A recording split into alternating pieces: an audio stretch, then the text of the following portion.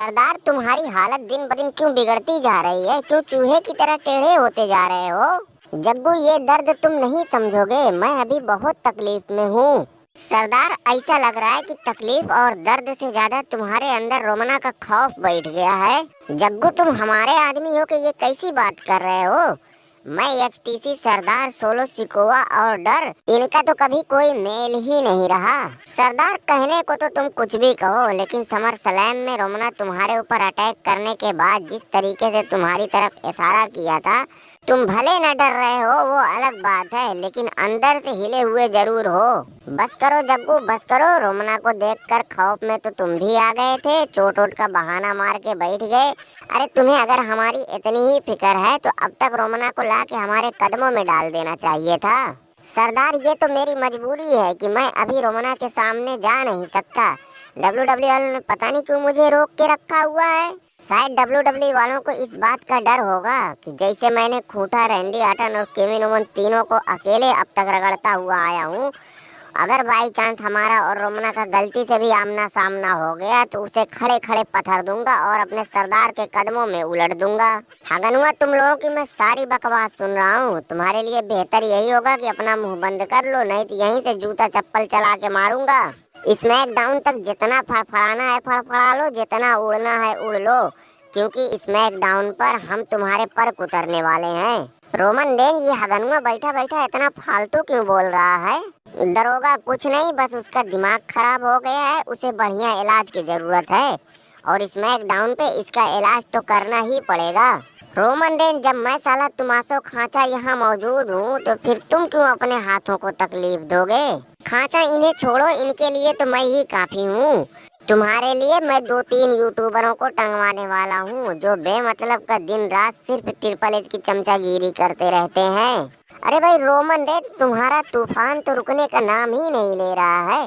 Social media पर लगातार तुम्हारी व्यूअरशिप बढ़ती चली जा रही है यार।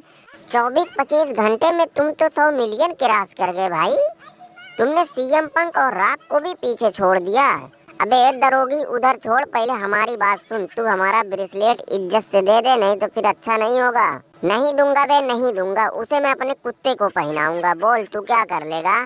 कोई बात नहीं, मैं तो बस समझा रहा था कि अगर तुम इज्जत से मान गए तो ठीक है, नहीं तो फिर आज नहीं तो कल तुम तो हमारे चंगुल में फंसने ही वाले हो, क्योंकि बैड ब्लड में हमारा और तुम्हारा मैच हेल इन अ सेल मैच होगा। वहाँ तुम कहाँ भागोगे, कैसे बचोगे? देखो, कहीं ऐसा ना हो कि बैड ब्लड में होने वाला मैच तुम्हारी ही जिंदगी का आखिरी मैच ना हो जाए। दरोगी, अभी भी वक्त है, वो ब्रेसलेट तू हमें इज्जत से दे दे। तुम दोनों फिर शुरू हो गए, मतलब अच्छी भली चैंपियनशिप छोड़कर अब 5 रुपए की चीज के लिए ही लड़ोगे? करे सारे लुलुआ, मैं ये क्या सुन रहा हूँ कि सुना है कि चमन ललवा ने तुम्हारे ऊपर मुकदमा कर दिया है कि तुम पहले उसकी प्राइम ड्रिंक वाली गाड़ी चुरा कर ले गए और उसमें तोड़ फोड़ भी की। खूंटा, ये मैच हारने की बौखलाहट है, बस और कुछ नहीं। अरे बटलर, अगर तुम्हें मोबिल गिरीश से दुश्मनी ही निकालनी थी तो फिर चैंपियनशिप लुटवाने की जरूरत ही क्या थी? उसकी चैंपियनशिप के ही पीछे पड़ते।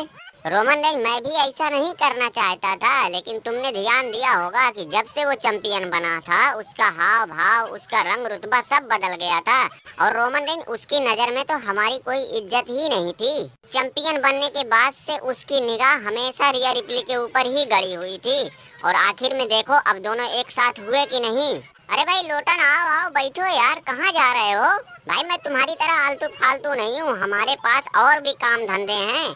तुम लोगों की तरह नहीं कि बेमतलब का सबको ले दे के सिर्फ फालतू की बकवास करते रहो। रोमन रेंज लुटना आने वाला नहीं है, क्योंकि उसे पता है कि यहाँ आते ही सब उसकी खिंचाई करना शुरू कर देंगे। मैं साला एजे स्टाइला द ग्रेट अभी तक तो WWE का सबसे बड़ा बकरा मैं खुद को ही समझता था, लेकिन अब दूसरों को देखकर थोड़ी बहुत तसल्ली मिल रही है कि चलो और भी लोग हैं लाइन में। अरे भाई ब्लैक मांबा, तुम यहाँ कैसे, क्या करने निकले थे और क्या कर रहे हो? देखो क्या हालत हो गई तुम्हारी। रोमन रेंज, मैं साला black mamba Bobby Lashley the great, मैं जहाँ भी हूँ जैसा भी हूँ बिल्कुल ठीक हूँ। मेरा फैसला बिल्कुल सही था, क्योंकि मेरी नजर में WWE में रहकर बकरा बनने से तो अच्छा है कहीं जाके मर मजदूरी ही करो।